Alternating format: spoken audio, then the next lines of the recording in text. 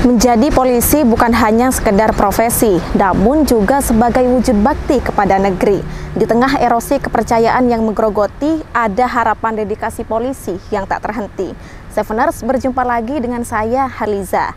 Dalam momentum Hari Bayangkara ke-77 ini, saya akan mengajak Anda berbincang dengan polisi yang pemberani dan ramah, yang selama 2 tahun ini sudah menjabat sebagai Kapolres Kabupaten Probolinggo.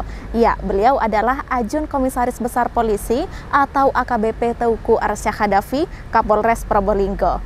Yuk ikuti saya.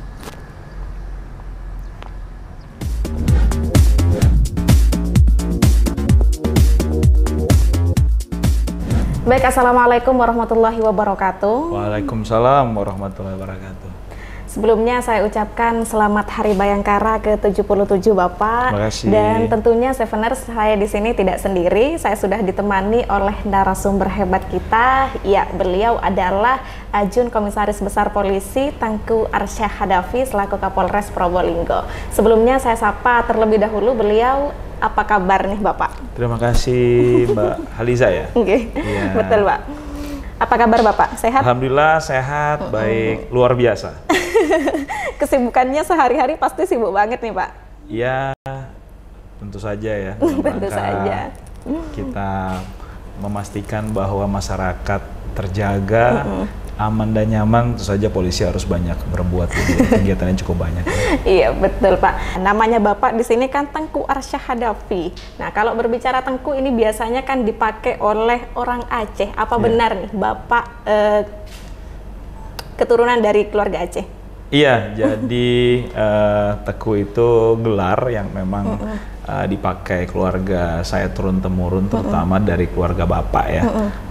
Karena keluarga saya itu berasal dari Pidi, dari Pidi. Kemudian, tapi ibu saya orang Jawa, orang Temanggung. Karena dia gelarnya diturunkan dari garis Bapak, jadi saya pakai sekarang. Nah, kalau boleh tahu riwayat pendidikannya Anda bisa diceritakan nih Pak? Iya, saya dulu sekolah di Jakarta.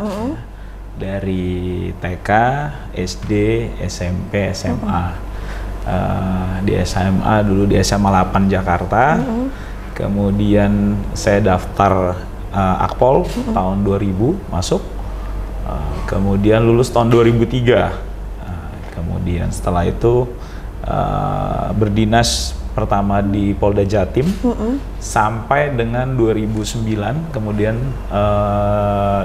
saya sekolah PTIK lagi di Jakarta, selesai 2010, kemudian ditempatkan di PTIK selama 7 bulan, jadi staf pengajar di sana. Kemudian saya pindah ke Polda Metro dari 2010 sampai 2017. Kemudian 2017 saya SESPIM, ya SESPIM. Kemudian penempatan di Polda NTT setahun, kembali Polda Metro dan sampai juga jadi Kapolres di Probolinggo yang saya serah terimanya tanggal 16 Juni 2021. Berarti sekarang udah 2 tahun nih Pak ya? Sudah 2 tahun. Jadi Bapak ini lahirnya di Jakarta atau bagaimana? Iya, saya lahir di Jakarta. Lahirnya di Jakarta. Nah kemudian nih Bapak, kalau kita berbicara tentang polisi, apa memang Bapak bercita-cita dari kecil sebagai seorang polisi? Boleh diceritakan nih kepada teman-teman Seveners? Iya, memang cita-cita dari kecil polisi itu karena saya lihat figur ya. Dari kakek saya itu almarhum itu juga polisi. Kemudian bapak saya juga polisi. Nah, kemudian akhirnya saya juga ngambil jadi polisi. Walaupun dulu sempat ada alternatif, saya pengen jadi dokter, ya, tapi ternyata panggilan jadi polisi jauh lebih kuat buat saya. Jadi yang menginspirasi jenengan menjadi seorang polisi adalah keluarga sendiri, seperti itu Pak? Iya. Oke, nah kemudian nih Bapak, jenengan menjadi Kapolres Probolinggo ini dikenal oleh warga sebagai polisi yang pemberani dan tegas. Nah bagaimana sih Anda memupuk karakter itu? Jadi terkait keberanian dan ketegasan itu adalah memang saya berusaha menempatkan sesuatu sesuai dengan porsinya, karena tugas-tugas kepolisian itu pasti diatur oleh undang-undang dan aturan lainnya. Selama kita bergerak dalam koridor tersebut, saya rasa hal itu tetap bisa dilakukan dan dilakukan tanpa ragu. Betul. Nah, bagaimana untuk dukungan dari keluarga, sahabat sendiri menjadi seorang Kapolres ini, Bapak? Alhamdulillah, tadi saya sampaikan menjadi Kapolres memang ini adalah kegiatan yang full time ya. Jadi bukan hanya di waktu jam kerja, tapi setiap saat apabila terjadi permasalahan di wilayahnya, tentu saja itu menjadi tanggung jawab Kapolres. Dan saya juga sangat bersyukur keluarga saya banyak mendukung hal tersebut, sehingga mungkin yang harus dikorbankan jadi Kapolres adalah waktu bersama keluarga tentunya, tapi keluarga saya mendukung dan saya bisa melakukan tugas saya dengan baik di sini. Dan saya juga sangat bersyukur di Probolinggo ini saya memiliki banyak teman-teman yang juga mensupport kegiatan saya.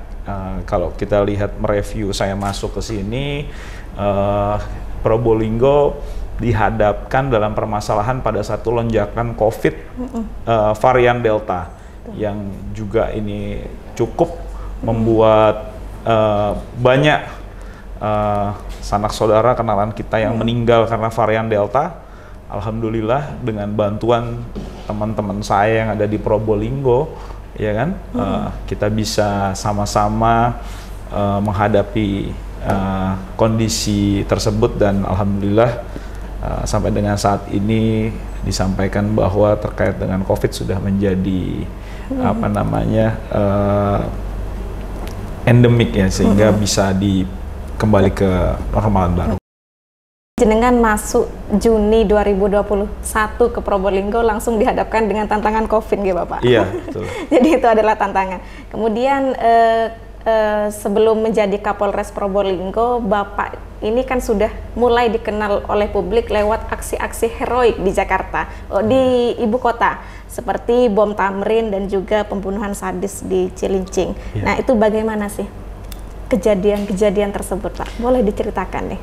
Ya, kalau terkait dengan peristiwa pengoboman di Tamrin itu, ya itu merupakan aksi dari respon cepat kami dari Polda Metro Jaya yang memang tuntutan masyarakat di Jakarta demikian. Apabila ada kejadian kita respon cepat, dan ya pada saat itu yang merespon kan bukan saya saja, banyak. Cuma yang mungkin pada saat itu kebetulan saya yang terekam dari salah satu media.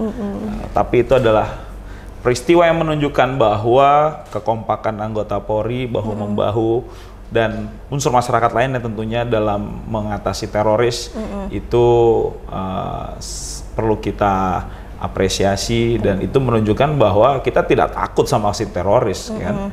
Bahkan aksi teroris itu bisa menjadi pemersatu dan memberi semangat kami dalam melakukan upaya penegakan hukum.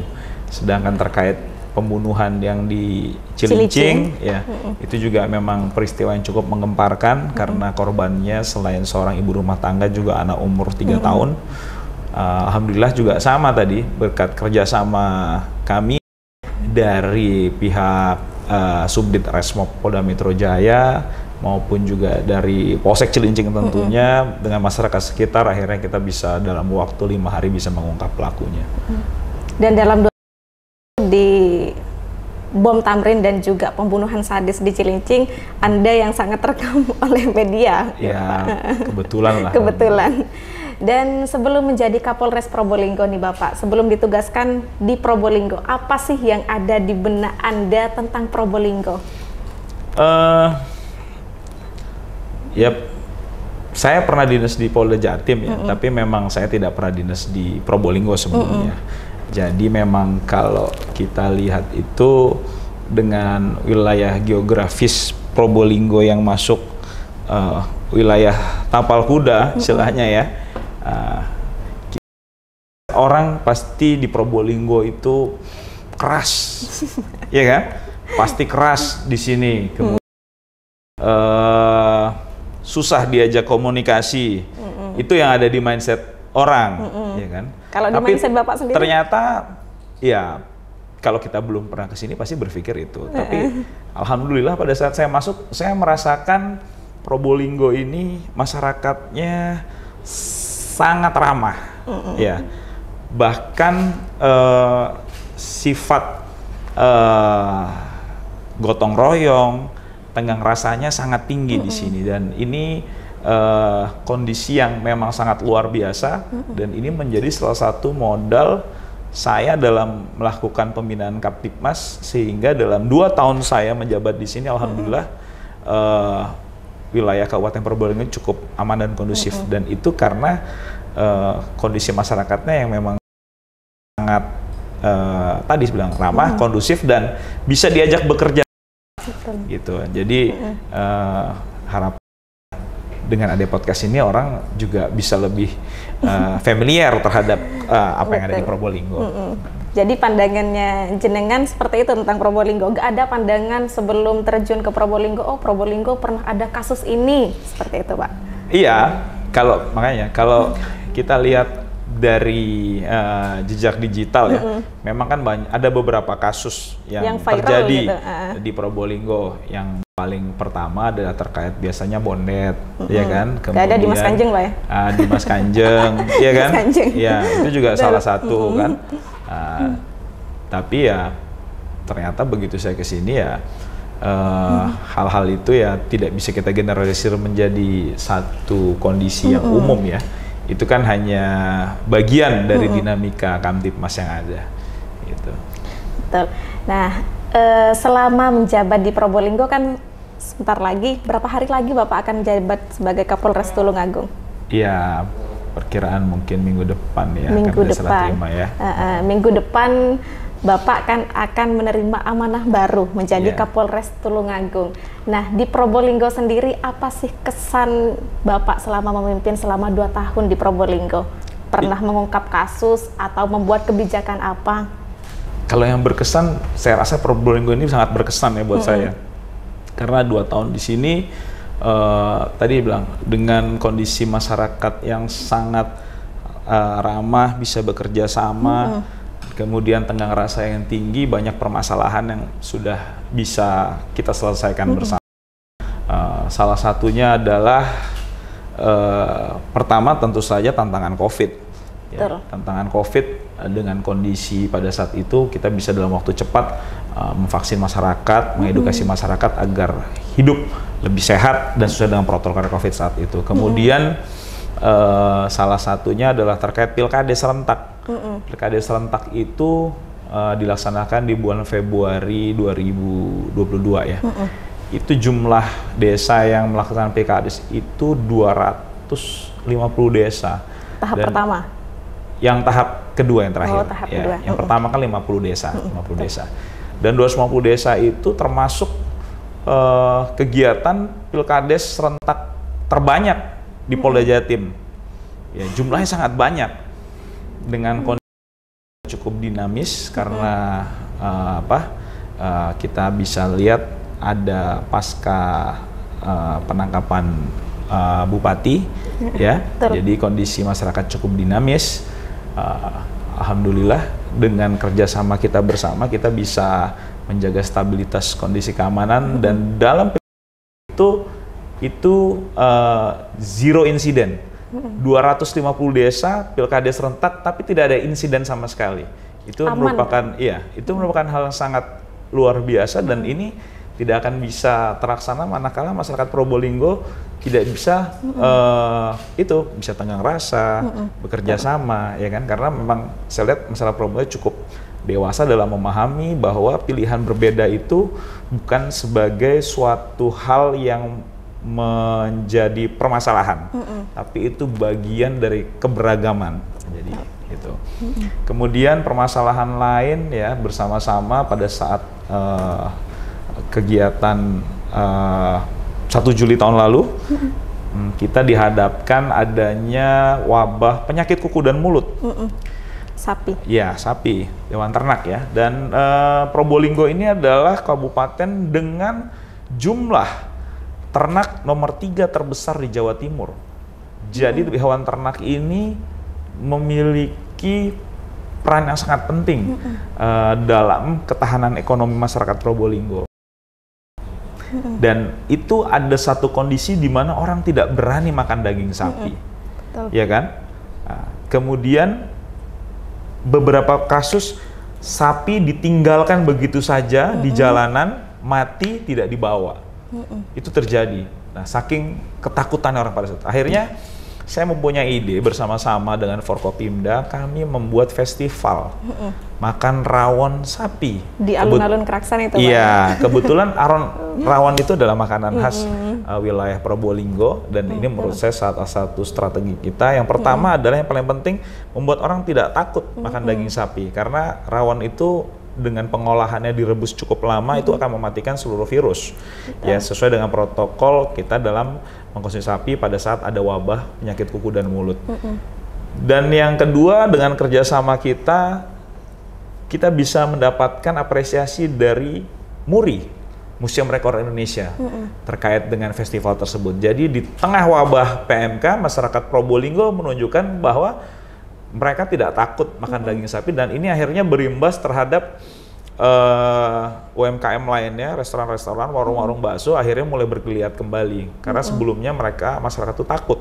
Nah, dan kemudian yang salah satu berkesan adalah saya pernah pada tanggal 3 Desember kalau nggak salah ya, itu 2021 menggandeng rekan-rekan disabilitas yang ada di Kabupaten Probolinggo. Kita buatkan event, rekan-rekan disabilitas bisa tampil, dan ternyata rekan-rekan disabilitas itu mereka memiliki kemampuan yang sangat unik dan sebenarnya sangat bagus apabila ini bisa kita kelola menjadi satu aset daerah, ya. Rekan-rekan itu ada yang memiliki ahlian di bidang tari, bidang menyanyi, melukis. Ini sangat luar biasa. Nah, ya harapannya adalah dengan kegiatan polisi peduli disabilitas itu, rekan-rekan itu punya panggung lah untuk tampil, dan moga-moga bisa semakin berprestasi. Di situ kita bisa lihat bahwa rekan-rekan disabilitas itu yang mereka butuhkan adalah kesempatan. Ya, ada kesempatan. Jadi ya harapannya ke depan ya moga-moga kita bisa berikan kesempatan, karena rekan-rekan kita disabilitas itu memiliki talent atau bakat lain yang luar biasa.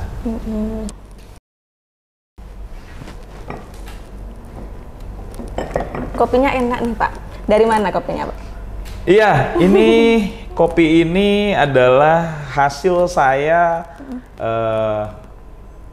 mengeksplor wilayah di Probolinggo.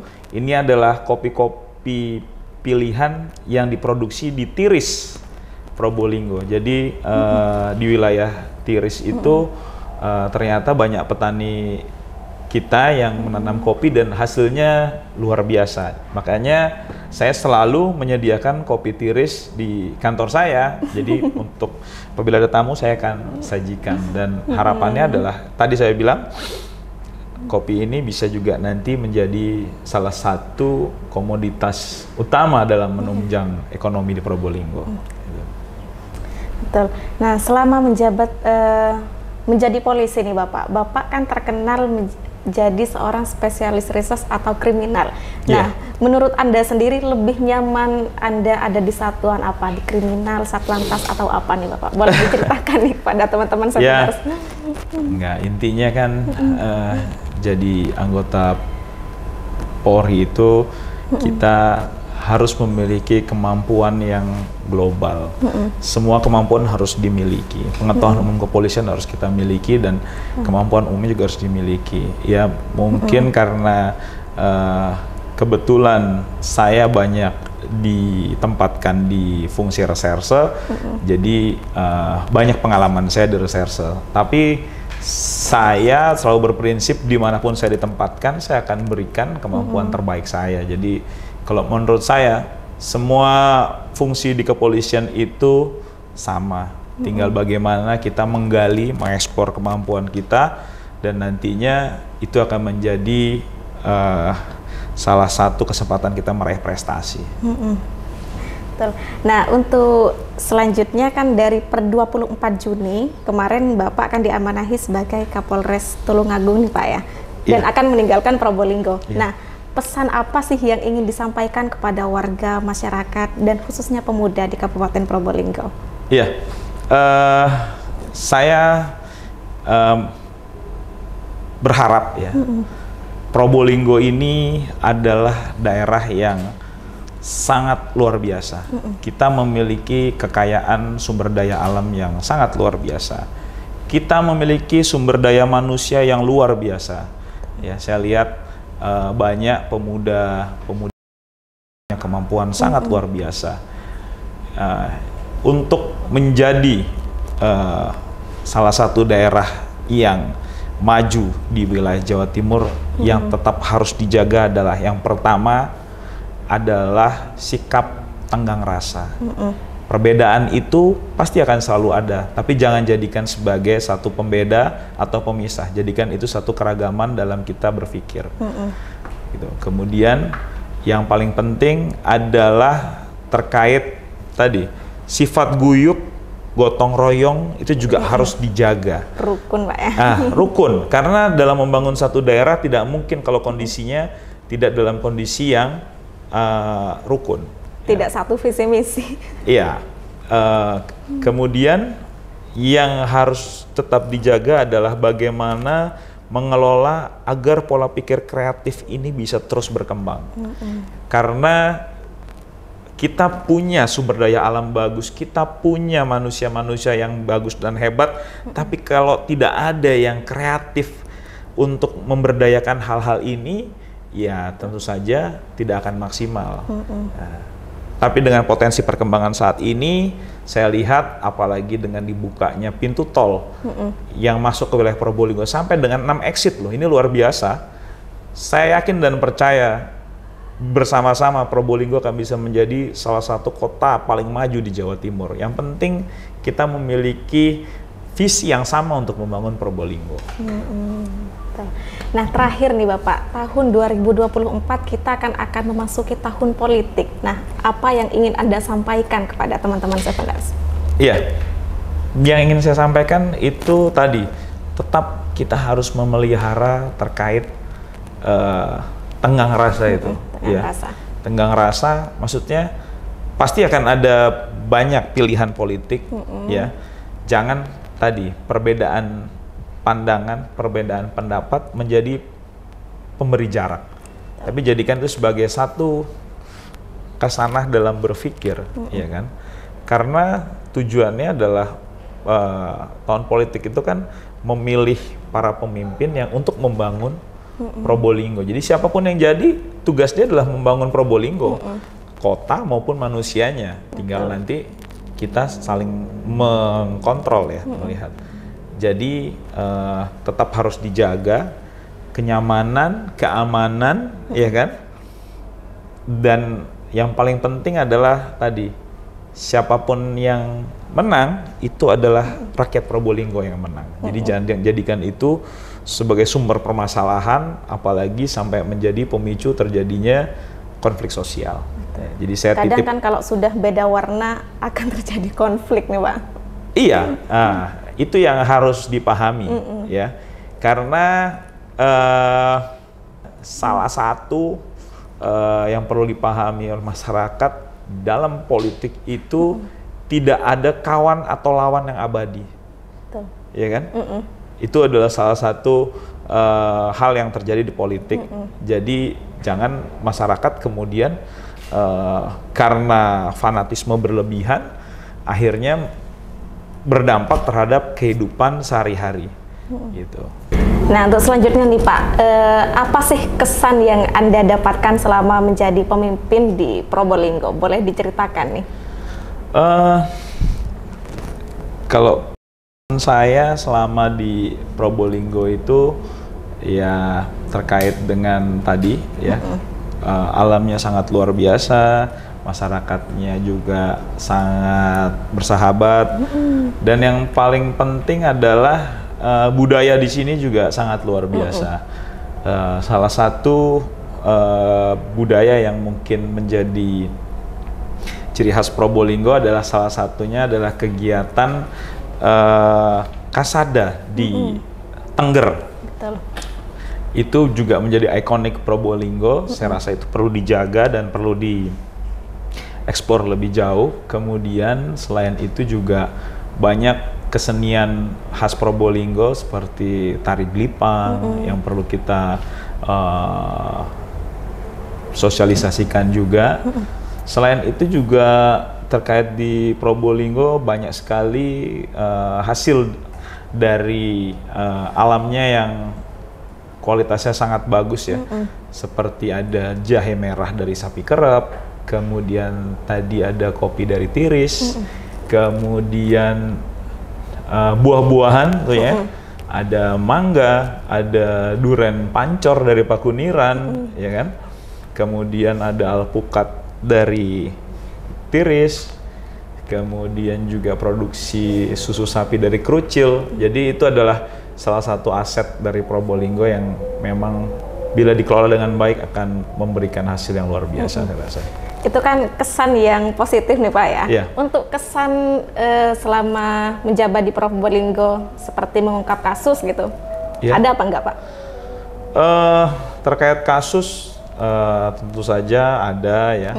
Tapi tadi saya bilang berkat kerjasama kami dari pihak Polres, pihak Polsek maupun dengan unsur masyarakat, kasus-kasus menjadi atensi di Probolinggo bisa kami ungkap seperti salah satunya penggelapan dana PKH, kemudian ada kasus pembunuhan, kemudian kasus bondet yang menimpa salah satu LSM di Probolinggo juga bisa kemudian juga kasus narkoba ini menjadi atensi kita bersama karena walaupun kami ungkap banyak ya, tapi trennya juga masih tetap meningkat dan ini butuh kerjasama kita bersama tentunya. Dan selanjutnya nih Pak, pesan khusus jenengan sebelum meninggalkan Probolinggo untuk selanjutnya menerima amanah menjadi Kapolres Tulungagung, apa nih yang ingin Anda sampaikan? Yang ingin saya sampaikan adalah yang pertama harus tetap bisa menjalin kerjasama ya antar seluruh stakeholder yang ada di Probolinggo, baik itu pemerintah daerah, TNI, Polri, kejaksaan maupun lembaga pemerintahan lainnya. Karena permasalahan yang ada itu pasti bisa diselesaikan asalkan kita bersama-sama mencari solusinya. Mungkin menurut saya itu aja. Kita harus tetap jaga kerjasama dalam memberikan yang terbaik untuk masyarakat. Itu Pak ya, poin pentingnya jalin kerjasama. Iya. Kopinya enak nih Pak. Dari mana kopinya Pak? Iya, ini kopi ini adalah hasil saya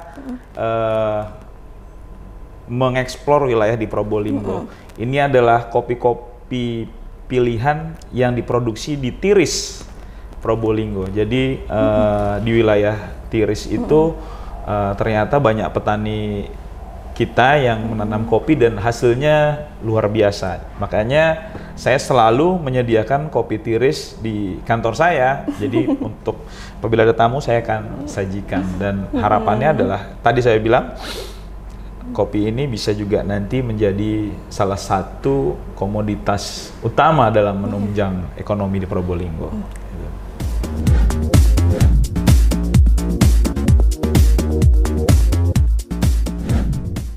Ada regulasi, ada polisi. Tanpa polisi, negara terkebiri. Seveners, saksikan terus tayangan-tayangan berikutnya bersama dengan narasumber-narasumber hebat lainnya, tentunya bersama saya, Haliza, di Berani Belak-Belakan, Pantura TV.